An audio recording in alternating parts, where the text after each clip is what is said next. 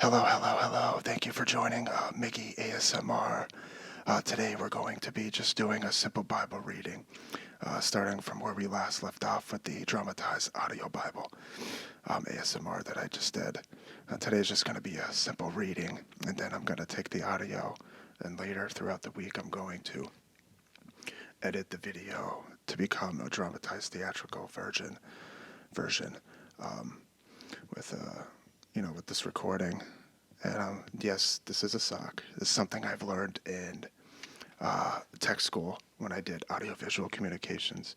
Inside the sock there's a felt, so it prevents and any kind of crackling and static sound from when I speak, especially when speaking with air. First, let me load up, because I'm going to read it off the computer screen. And I'm using a website called Bible Gateway, which is a cool site. Not advertising for them. It's just something I'm using.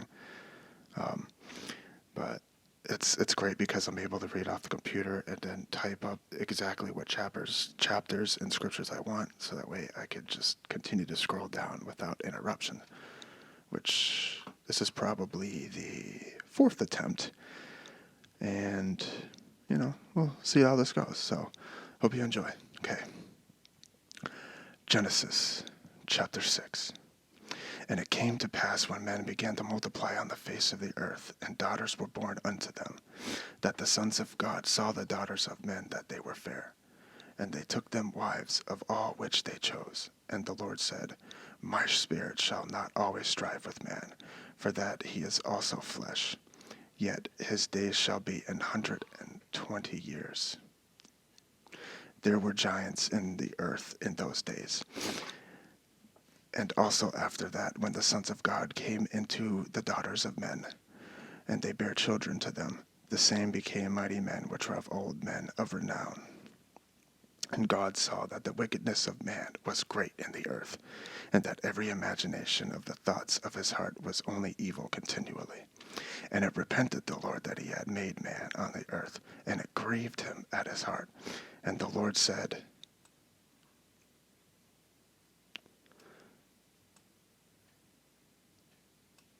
I will destroy man whom I have created from the face of the earth, both man and beast, and creeping thing, and the fowls of the air, for it repenteth me that I have made them.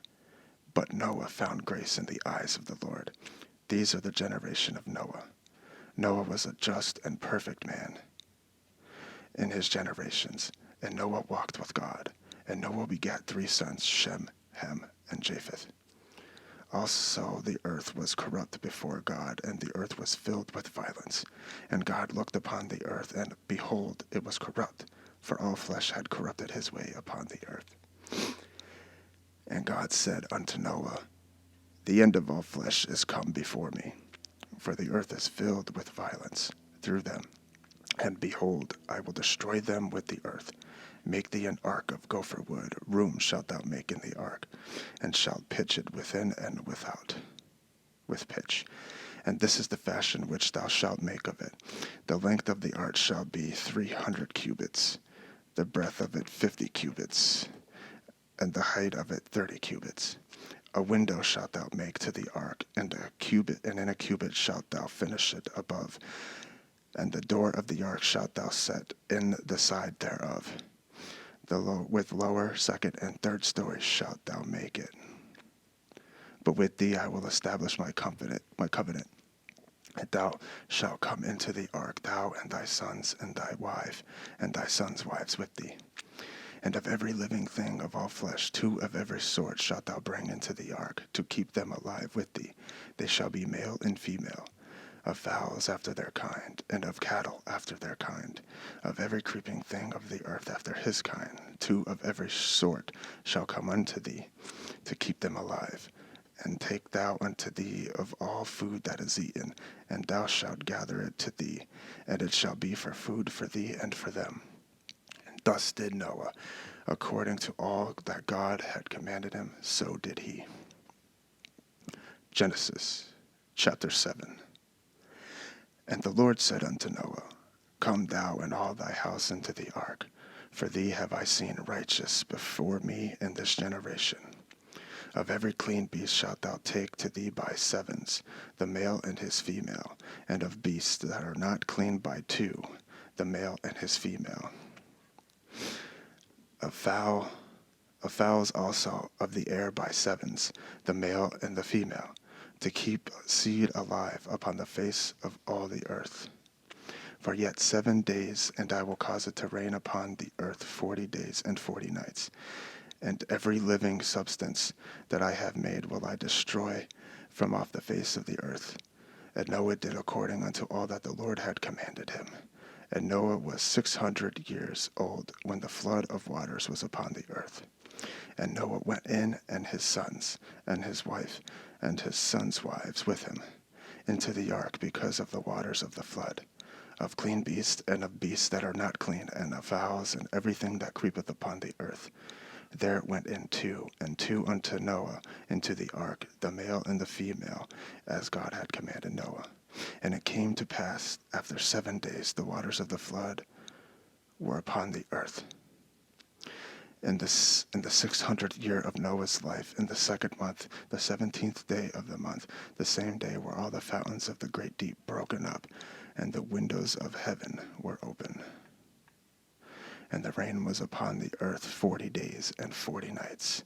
And the selfsame day entered Noah, Shem, Ham, and Japheth, the sons of Noah, and Noah's wives, and the 3 wives of his sons with them, into the ark. They and every beast after his kind, and all the cattle after their kind, and every creeping thing that creepeth upon the earth after his kind, and every fowl after his kind, every bird of every sort. And they went in unto Noah into the ark, 2 and 2 of all flesh, wherein is the breath of life. And they that went in male and female of all flesh, as God has commanded him. And the Lord shut him in, and the flood was 40 days upon the earth, and the waters increased, and bare up the ark, and it was lift up above the earth. And the waters prevailed, and were increased greatly upon the earth, and the ark went upon the face of the waters. And the waters prevailed exceedingly upon the earth, and all the hills that were under the whole heaven were covered. 15 cubits upward did the waters prevail, and the mountains were covered. And all flesh died that moved upon the earth, both of fowl, and of cattle, and of beasts, and of every creeping thing that creepeth upon the earth, and every man, all in whose nostril was the breath of life, of all that was in the dry land, died. And every living substance was destroyed, which was upon the face of the ground, both man and cattle, and the creeping things, and the fowl of the heavens. And they were destroyed from the earth, and Noah only remained alive, and they that were with him in the ark. And the waters prevailed upon the earth 150 days. Genesis chapter 8. And God remembered Noah and every living thing, and all the cattle that was with him in the ark. And God made a wind to pass over the earth, and the waters assuaged. The fountains also of the deep and the windows of heaven were stopped, and the rain from heaven was restrained. And the waters returned from off the earth continually. And after the end of the 150 days, the waters were abated. And the ark rested in the 7th month on the 17th day of the month upon the mountains of Ararat. And the waters decreased continually until the 10th month. And in the 10th month, on the 1st day of the month, were the tops of the mountains seen. And it came to pass at the end of 40 days, Noah opened the window of the ark that he had made, and he sent forth a raven, which went forth to and fro until the waters were dried up from the earth, off the earth. Also he sent forth a dove, to see if the waters were abated from off the face of the ground. But the dove found no rest or sole for his foot, and she returned unto him into the ark, for the waters were on the face of the whole earth. Then he put forth his hand, and took her, and pulled her in unto him into the ark. And he stayed yet another 7 days, and again he sent forth the dove out of the ark. And the dove came to him in the evening, and lo, in her mouth an olive leaf plucked off. And no one knew that the waters were abated from off the earth. And he stayed yet another 7 days, and sent forth the dove, which returned not again to him any more. And it came to pass in the 601st year, in the first month, the first day of the month, the waters were dried up from off the earth. And Noah removed the covering of the ark, and looked, and behold, the face of the ground was dry. And in the 2nd month, on the 27th day of the month, was the earth dried. And God spake unto Noah, saying, Go forth of the ark, thou and thy wife, and thy sons wives with thee. Bring forth with thee every living thing that was with thee of all flesh, both of fowl and of cattle, and of every creeping thing that creepeth upon the earth, that they may breed abundantly in the earth, and be fruitful, and multiply upon the earth. And Noah went forth, and his sons, and his wife, and his sons' wives with him. Every beast, and every creeping thing, and every fowl of the air, and whatsoever creepeth upon the earth, after their kinds, went forth from out of the ark. And Noah builded an altar unto the Lord, and took of every clean beast, and of every clean fowl, and offered burnt offerings on the altar. And the Lord smelled a sweet savor. And the Lord said in his heart, I will not again curse the ground any more for man's sake, for the imagination of man's heart is evil from his youth. Neither will I again smite, any more every living thing that I have done, while the earth remains, seed time and harvest, and cold and heat, and summer and winter, and day and night shall not cease. Genesis Chapter 9. And God blessed Noah and his sons, and said unto them, Be fruitful, and multiply, and replenish the earth. And the fear of you and the dread of you shall be upon every beast of the earth, and upon every fowl of the air, upon all that moveth upon the earth, and upon all the fishes of the sea. Into your hand they are delivered. Every moving thing that liveth shall be meat for you. Even as the green herb have I given you all things. But flesh with the life thereof, which is the blood thereof, shall ye not eat. And surely your blood of your lives will I require. At the hand of every beast will I require it, and at the hand of man, at the hand of every man's brother will I require the life of man. Whoso sheddeth man's blood, by man shall his blood be shed. For in the image of God made he man. And be ye fruitful, and multiply.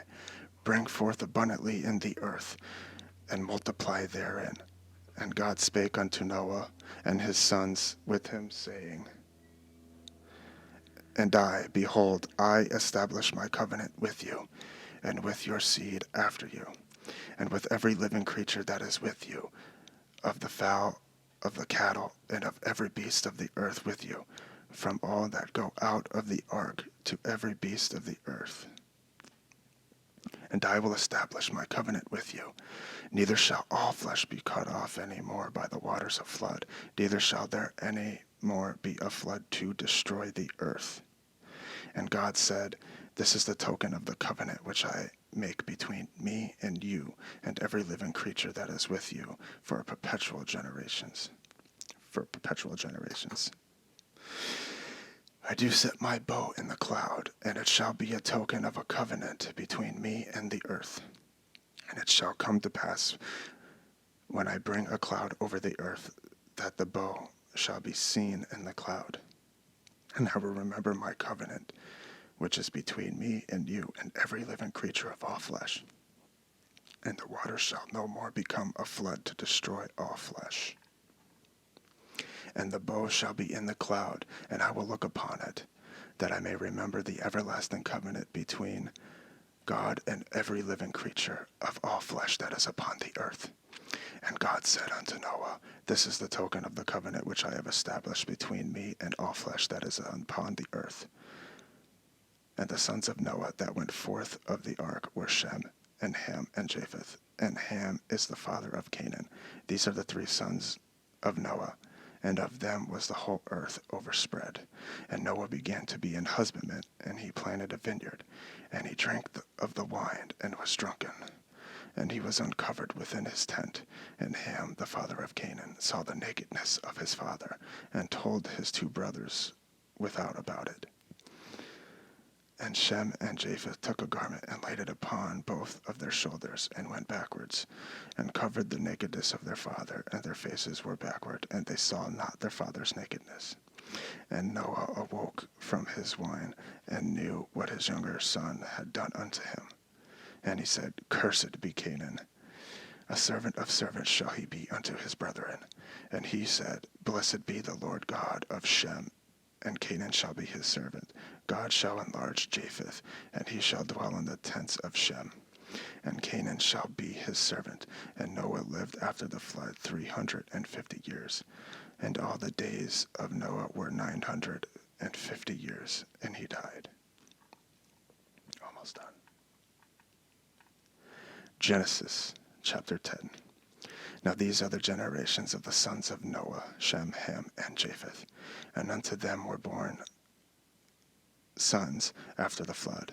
The sons of Japheth, Gomer, and Magog, and Madai, and Yavin, and Tubal, and Meshkish, and Tiras. And the sons of Gomer were Arkanez, and Ripheth, and Tagarma. Excuse me for punctuation again. I'm horrible. I had a speech impediment growing up as a kid. I've been progressed very good from it. Where was I? And the sons of Javan were Elisha, and Tarshish, Kittim, and Dodanim. By these were the isles of the Gentiles divided in their lands, every one after his tongue, after their families, and their nations. And the sons of Ham, Cush, and Mizraim, and Phut, and Canaan. And the sons of Cush, Seba, and Havilah, and Sabta, and Ramah, and Sabtecha. And the sons of Ramah, Sheba, and Dedan. And Cush begat Nimrod. Nimrod. He began to be a mighty one in the earth. He was a mighty hunter before the Lord, where it is said, even as Nimrod, the mighty hunter before the Lord. And the beginning of his kingdom was Babel, and Erech, and Akkad, and Calneh, in the land of Shinar. Out of that land went forth Ashur, and builded Nineveh, and the city of Rehoboth, and Calah, and Rezin between Nineveh and Calah. The same is a great city. And Mizraim begat Ludim, and Anaman, and Lehabin, and Naphtohim, and Pathrosim, and Casluhim, out of whom came Philistine, and Caphtorim. And Canaan begot Sidon, his firstborn, and Heth, and the Jebusite, and the Amorite, and the Girgasite, and the Hivite, and the Archite, and the Sinite, and the Arvadite, and the Zemarite, and the Hamathite, and afterward were the families of the Canaanites spread abroad. And the border of the Canaanites was from Sidon, as thou comest to Gerar, unto Gaza, as thou goest, unto Sodom and Gomorrah, and Admah, and Zeboim, even unto Lasha. These are the sons of Ham after their families, and after their tongues, in their countries, and in their nations. Unto Shem also, the father of all children of Eber, the brother of Japheth, the elder. Even to him were born children. Unto him, the children of Shem, Elam, and Ashur, and Arphaxad, and Lod, and Aram. And the children of Aram were Uz, Hul, and Gether, and Mash. And Arphaxad begat Salah, and Salah begat Eber. And Eber were born 2 sons. The name of one was Peleg, for in his days was the earth divided, and his brother's name was Joktan. And Joktan begat Almadad, and Sheleph, and Hazaramath, Mavith, and Jerah, and Hadoram, and Uzal, and Digla, and Obal, and Abimel, and Sheba, and Ophir, and Havilah, and Jobab. All these were the sons of Joktan and their dwelling from Mesha, as thou goest unto Sephir, a mount of the east. These are the sons of Shem after their families, after their tongues, in their lands, after their nations. These are the families of the sons of Noah, after their generations, in their nations, and by these were the nations divided in the earth after the flood. I'm going to go to Genesis 11.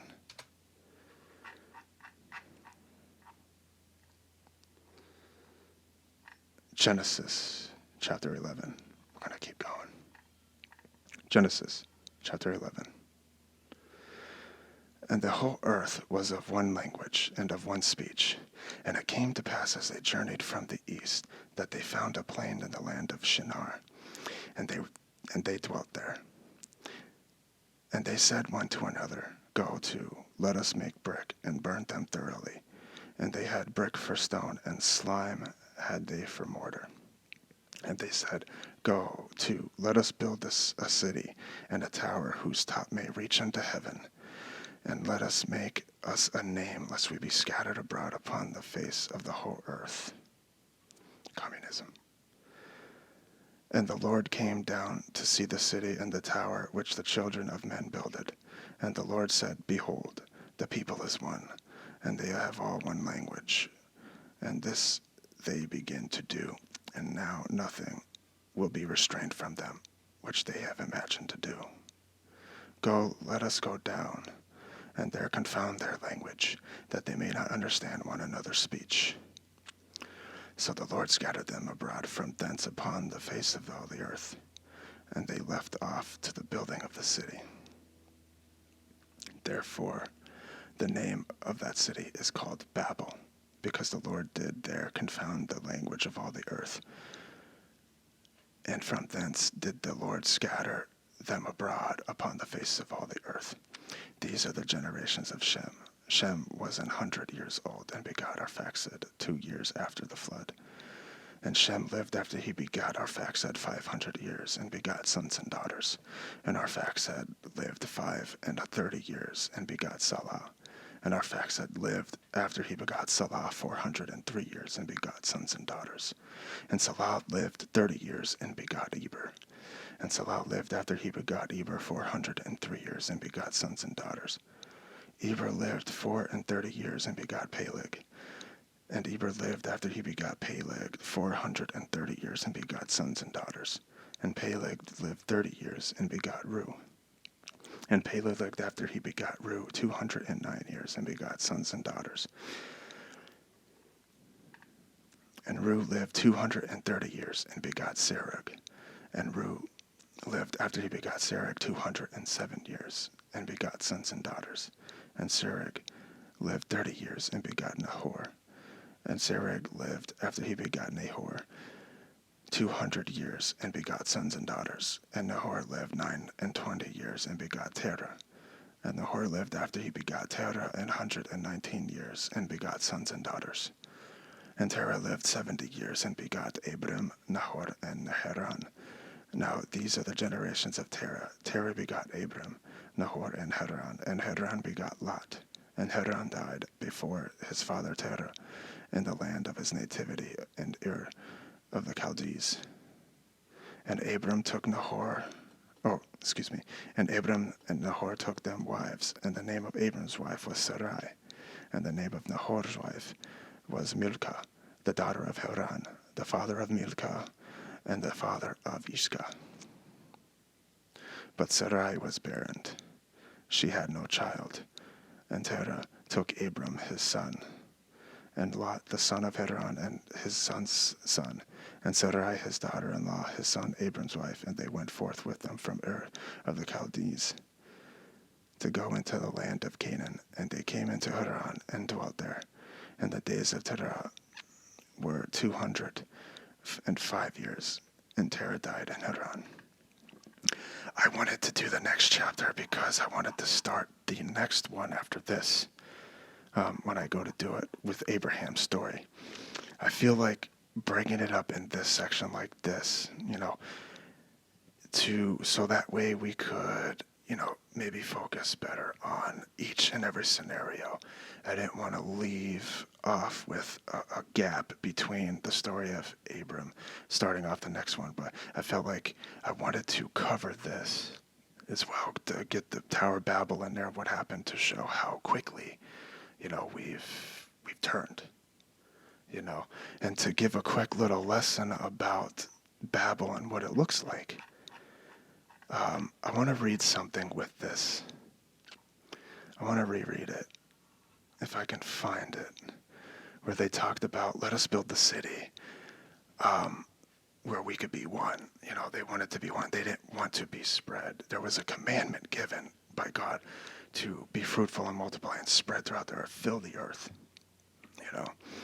But this looks a lot like in the way we see things. I can imagine because the way laws were even back then, that if you were to come and go, you would need permission and a reason. You have to tell them, why are you leaving? A lot of back then, because of, not being as established as we are today, there could have been fear of an uprising. So it seems like the Tower of Babel is like a tip of the iceberg of a one world government. There's only so much of what we read here about the Tower of Babel, but when you look at it, they said, we are one nation, let us become one, and let's not be scattered, So they built the tower up to the heavens, and because of fear, I can imagine, from what I've learned, because of fear. In case if God were to flood the earth again, which he promised he wasn't going to, it sounded like they wanted to avoid that. Like there's a way to escape, to quote unquote beat God in this.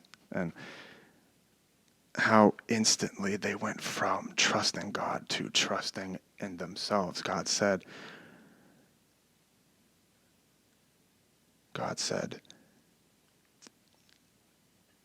that whatever a man or a woman puts to their mind, there's no stopping them. And the Bible says to us, if they want to do evil, then let them do evil. But those who want to be good, let them be good. We have a mind and a will to do as it may seem, as we please. But to have the mind and the will to trust and to believe in God. How quick we are to run away from that based off of fear. It seems like they didn't want the people to be spread. They wanted to keep everybody gathered in one place, which if you could do that, you have better control. When you look at the mighty men of renown, who were these men of renown? Could they have been singers, sports people, whatever they were highly recognized and proud of being. These were the people that they looked up to, and Nimrod was one of them. I was told that Nimrod is like their old school or the ancient day Antichrist. That's as labeled. But he was just a mighty hunter. We don't know who was the president or the king at that time, but it seemed like man was erecting themselves to be something. I mean, a tower into the heavens wasn't really just to avoid the flood, but so that whoever would be up there would be what? Like a god, And then they'd be able to see everything. With the walls built, they'd be able to keep everyone in for control. So that what? They could say how things go, so that they could make sure that man doesn't sin against God by forceful religion, But you see how quickly when, who knows what the details are, like what they have thought about. It sounds like they weren't thinking straight. They forgot about the promise that God said he would not destroy the flood, and a commandment to be fruitful and multiply, and I will bless you, It seems like they left off with that. And when you look at today's world, it seems like they're trying to round the whole world up into one. You know what I'm saying? They're trying to wrap everyone to... It's funny because when they talk about equality, they talk about accepting differences. But yet it seems like they want everybody to be the same way that they are. And yet, when everybody is the same way like that, then there is no different person. Now, I'm not saying, like, I hate racism. You know what I'm saying? I hate hatred. I hate bitterness and pride. Everything that gets in the way of love. I hate all that. I hate the way we become so desensitized to where we don't even talk about the end times anymore. And I feel like that's one of the reasons why I went back and re-dramatized what other people have done and feel like to put into more details to show every fall of man and its emotion and spiritual darkness, which is why frequencies are used, which is why certain tones are used, to really paint a picture, to not make it sound light. This is not just a storybook. This is not just some sort of entertainment. This is the real thing. We were given examples in this book of past sinners to show how, not just how serious God is, but the consequences of our sin itself. Some people, like, for example, they disagree with the destruction of Sodom and Gomorrah, but if you really look into it, and I'm gonna be completely organic, I guess you could say, organic with this. What I mean by that is what I'm about to say may be disturbing because, a person kind of, their mind, sometimes their mind wanders a little too much, you know what I'm saying? But through past experiences, both good and evil, you got to come to a conclusion as to, okay, the cry of that city was come up. We'll get to that story, but I want to say this now. The cry of that city has come up. And God sent his two witnesses to confirm of these cries. God cannot look upon sin, otherwise he would destroy immediately. But it's as if he was giving a chance and opportunity. But people disagree with that story because they don't understand how much was going on. The Bible literally says both young and old. That means kids were involved. Male and female were involved with all types of abominations. They were stealing people for sex slaves. They were stealing people for slave work. They were sacrificing people unto other gods, which is what God told the children of Israel, for I bring you to this land, when they came out of Egypt to the land of Israel to establish the covenant there. Bring you to this land, and you shall not do these wickednesses, because this is the wickedness of the nations of the world, for they sacrificed unto other gods, they commit to these whoredoms, they commit to these bestialities, and yes, homosexuality. Now, don't hate me right away in case if you're a bi Christian or anything, you just hear me out. What I'm saying here is that what they were doing in Sodom and Gomorrah is that what was socially acceptable at that time was barbaric. And when I mean barbaric, I'm talking about rape. If you didn't give in to them, they would rape you as a group, as a whole. Prove it. When you read in Sodom and Gomorrah, you'll see that they tried to force Lot out of the way to mate with these two beautiful-looking individuals, angels, God's witness, that came to bear witness. They were trying to force, and they were going to kill Lot to have their way. Now, you see who's in charge in today's world.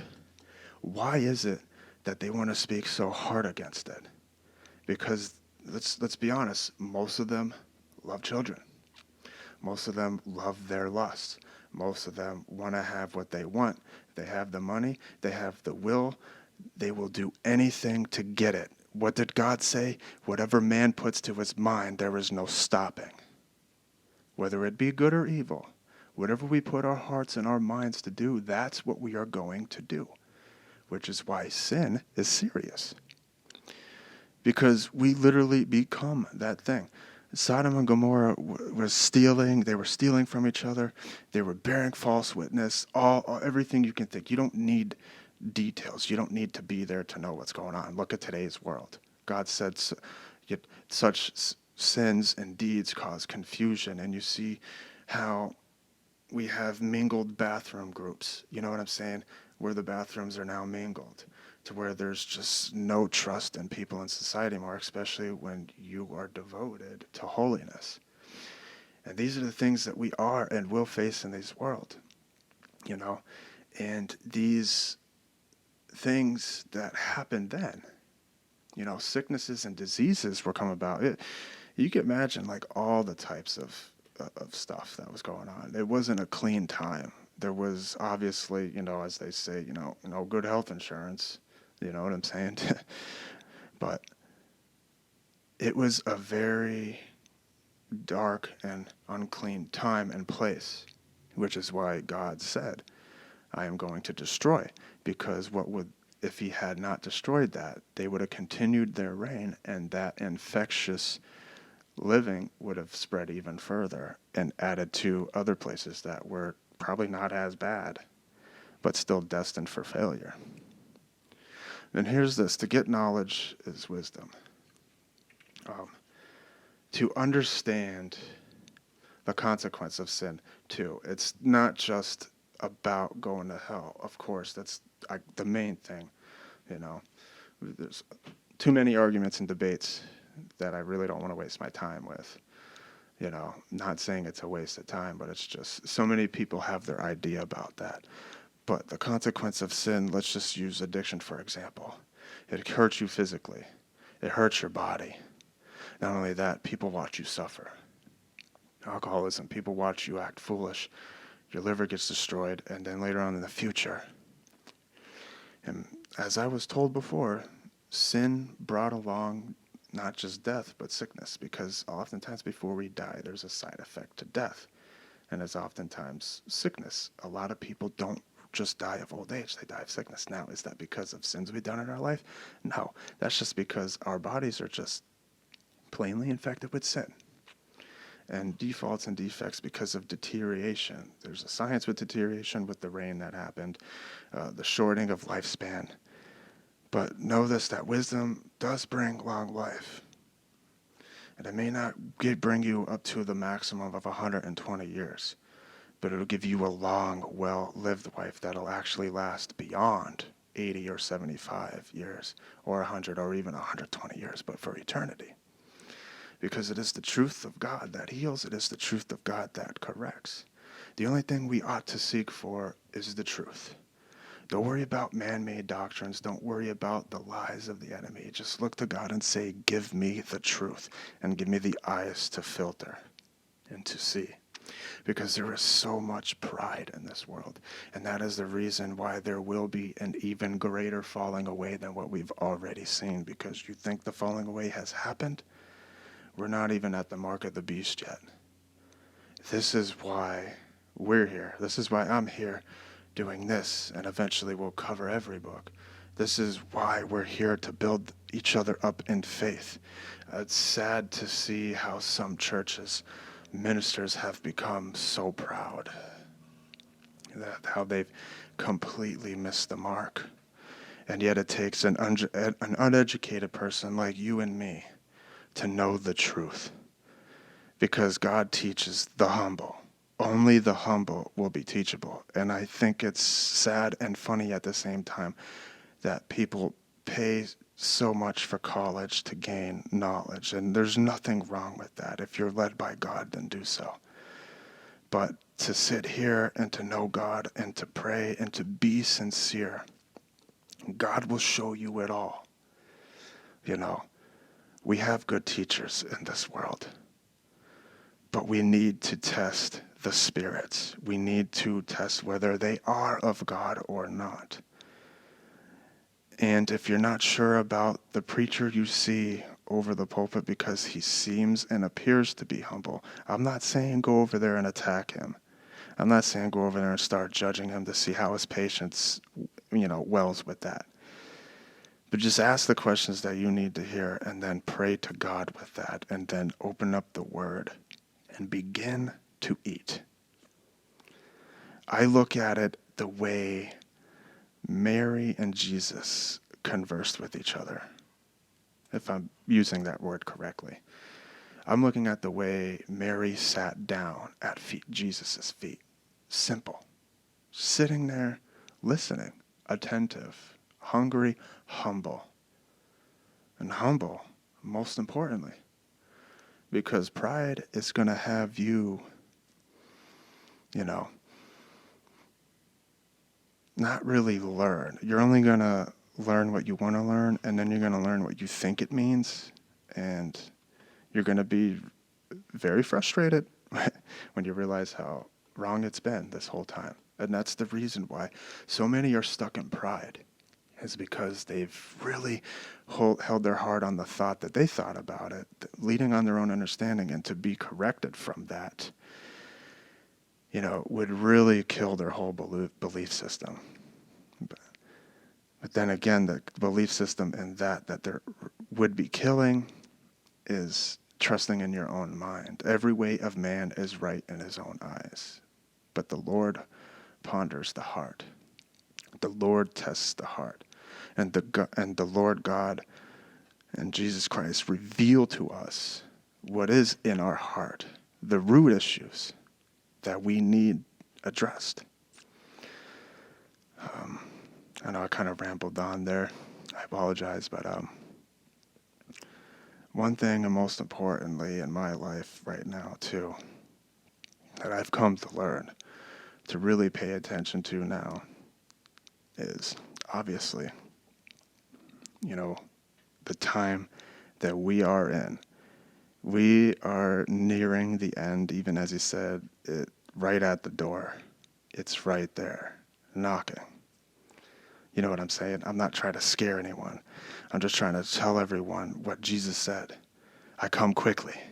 Be ready. These things will come to pass, and they will take place, and there's a lot to happen because the devil has a short time. There's a lot that's going to happen before he finally comes. And that's something I can't wait for.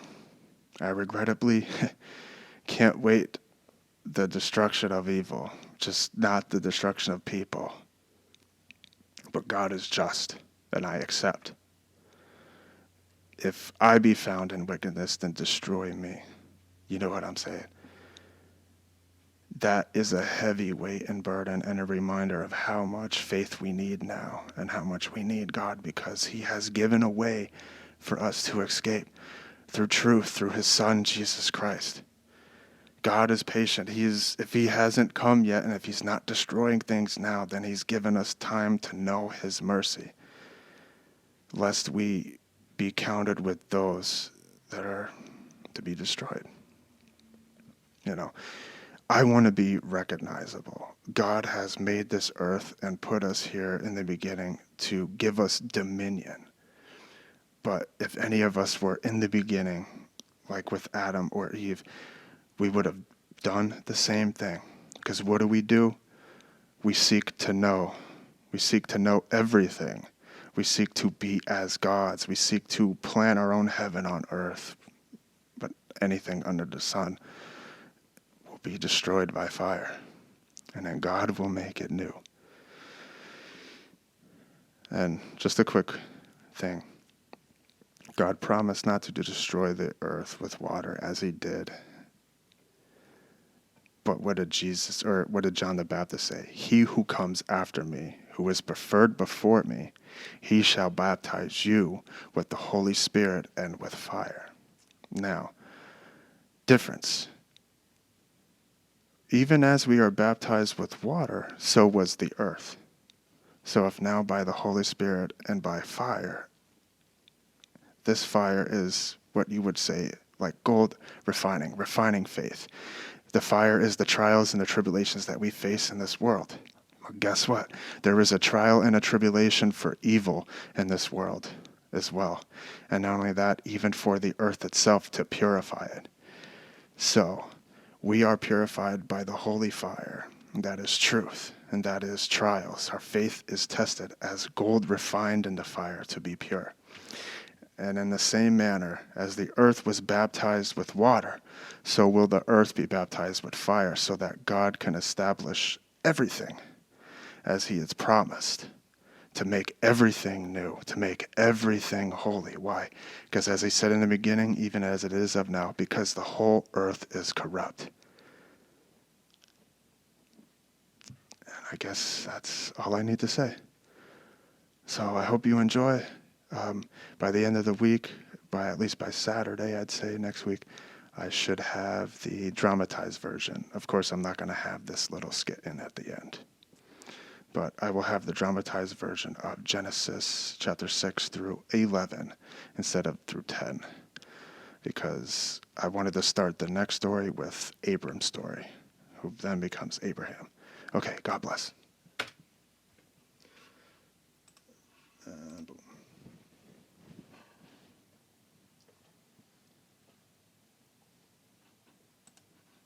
Is this still...